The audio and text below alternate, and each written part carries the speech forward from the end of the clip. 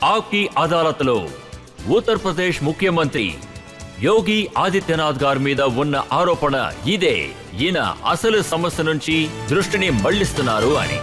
ఇది రాహుల్ గాంధీ ఇంకా ప్రియాంక గాంధీ గారు వేసిన ఆరోపణ. వాళ్ళు ఏమంటున్నారంటే యోగి గారు అసలు సమస్య గురించి మాట్లాడలేదు, ఇంకేదో మాట్లాడి టాపిక్ మార్చేస్తారంటున్నారు.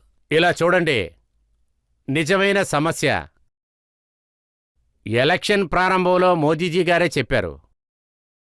భారతీయ జనతా పార్టీ వాళ్ల మేనిఫెస్టోని పబ్లిష్ చేశారు. ఆ మేనిఫెస్టోను తయారు చేసిన ఉద్దేశమే దేశాన్ని పెంచాలని. అటువంటి మనస్తత్వంతోనే మేమిది ముందు పెట్టాం.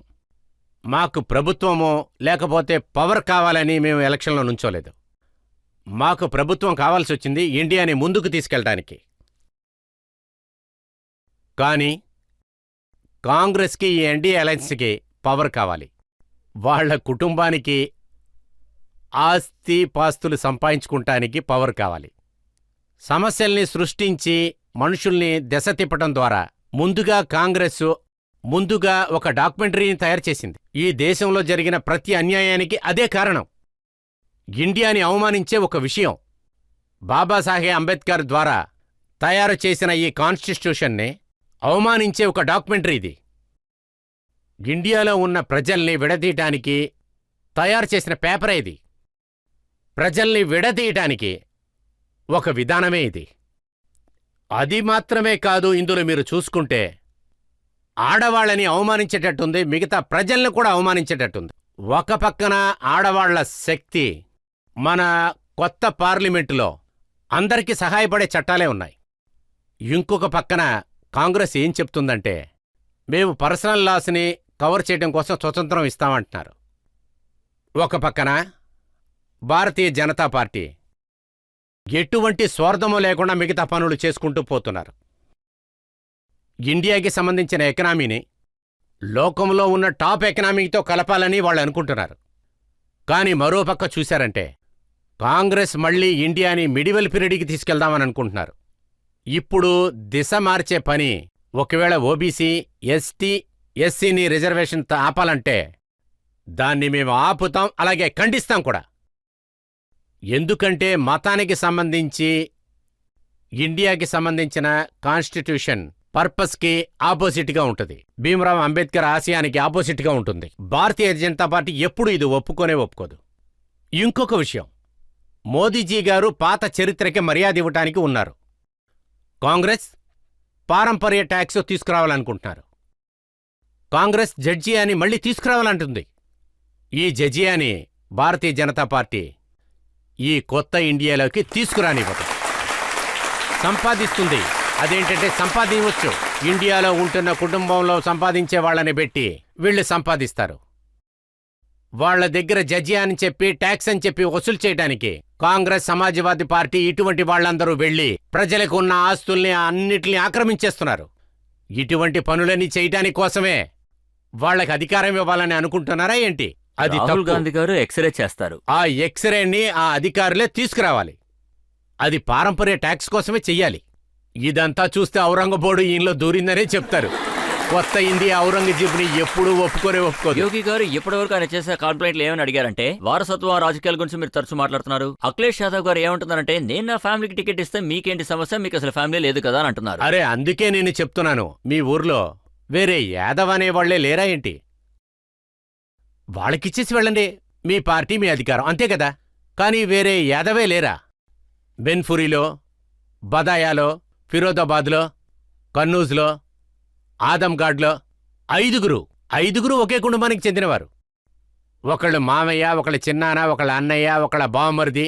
మహాభారతంలో ఉన్న సొంత వాళ్ళందరూ వీళ్ళ ముందు ఫెయిల్యూర్ అయిపోతారు సార్.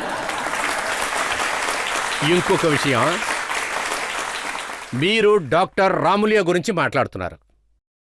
ఆస్తుల గురించి, పారంపర్యం గురించి రావద్దని. లోహియా గారు వాళ్ళకి ఇంతకు ముందే చెప్పున్నారు. వీళ్ళు దాన్ని పాటించారా? వీళ్ళు లోయా పేరు పెట్టుకొని ప్రజల్ని ఏమార్చే పనులు చేస్తూ ఉన్నారు. మీరు ఏది చేసినా మీ కుటుంబం కోసం, మీ పారంపర్యం కోసమే చేస్తూ ఉన్నారు. ఈ సమూహంలో ఉన్న ప్రజలందరూ ఎక్కడికి వెళ్తారో దాని గురించి ఆలోచించారంటే కాంగ్రెస్ కూడా ఇదే చేస్తుంది సార్. కాంగ్రెస్లో ఒక మినిస్టర్ ఉన్నారు, ఇంతకుముందు మినిస్టర్గా ఉన్నారు, కాంతిలాల్ గురియా, ఫార్మర్ మినిస్టర్.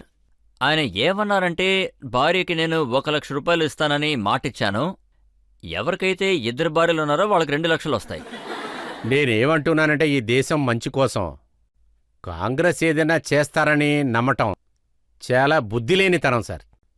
నేను ఖచ్చితంగా చెప్తున్నాను, వీళ్ళకి వీళ్ళ కుటుంబాలే ముఖ్యం సార్. కానీ మాకు మా దేశమే ముఖ్యం. అందువలనే Bharatiya Janata Party nation of first అని చెప్తుంది. ఎందుకంటే మోదీ గారికి 140 మంది కోట్ల జనాభా కూడా కుటుంబమే. ఎందుకంటే ఉత్తరప్రదేశ్లో 25,000 కోట్ల మంది నా కుటుంబమే. అందువల్ల మన పర్సనల్ ఫ్యామిలీ. దాని గురించి బాధపడటం కంటే మేం దేశం గురించి బాధపడుతున్నాం. రాయ్ బరేలీలో కుటుంబాల గురించి చాలా దిగులు పడుతూ మాట్లాడుతున్నారు. ప్రియాంక గాంధీ గారు ఆవిడ స్పీచ్లో ఏమన్నారంటే, తల్లి చనిపోయినప్పుడు కొడుకు నిలబడ్డాడు, కొడుకు చనిపోయినప్పుడు వాళ్ళ ఆవిడ విధవరాలు నిలబడింది. మేమీ దేశం కోసం త్యాగం చేస్తూనే ఉన్నాం. కాంగ్రెస్ అలాగే చెప్తూ ఉంటుందిలేండి. ఎందుకంటే వాళ్ళు ప్రజలతో ఎప్పుడు ఇలాగే ఆటలాడుతూ ఉంటారు. అలాగే ఈ దేశాన్ని తప్పుడుదారిలో తీసుకెళ్లారు.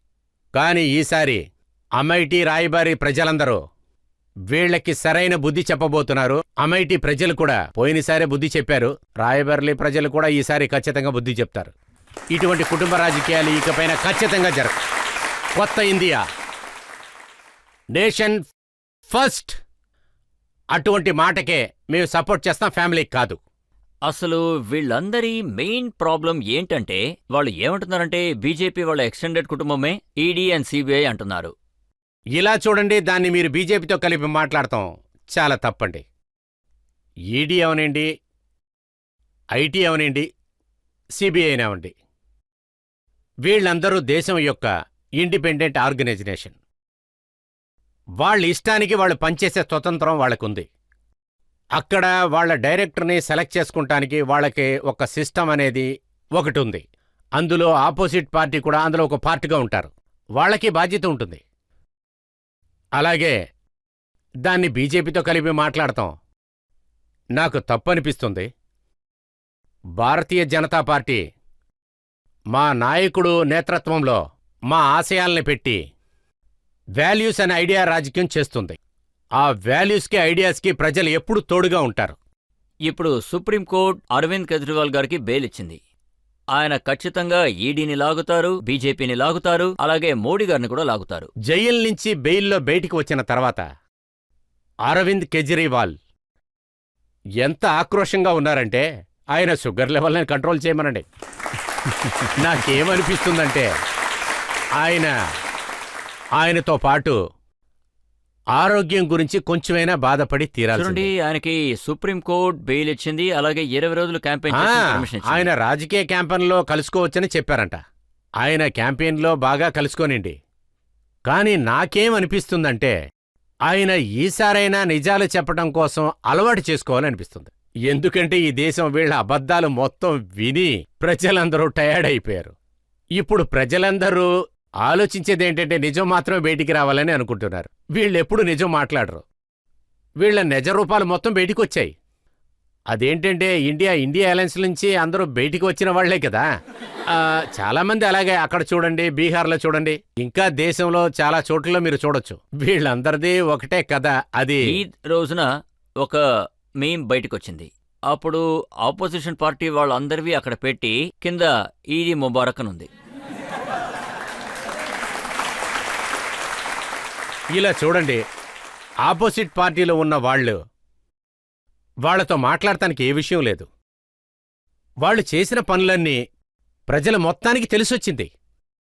వాటన్నిటినీ వాళ్ళు మాపటం కోసం ఈ దేశంలో ఉన్న ఆర్గనైజేషన్ సిస్టాన్ని బోన్లో నించోబెట్టాలని అనుకుంటున్నారు. కానీ ఈ దేశంలో ఉన్న ప్రజలకి వాళ్ళేమేం చేశారో అంతా తెలుసు. వాటన్నిటికీ బదులు చెప్పే విధంగా ఎలక్షన్లో ఖచ్చితంగా బుద్ధి చెప్తారు.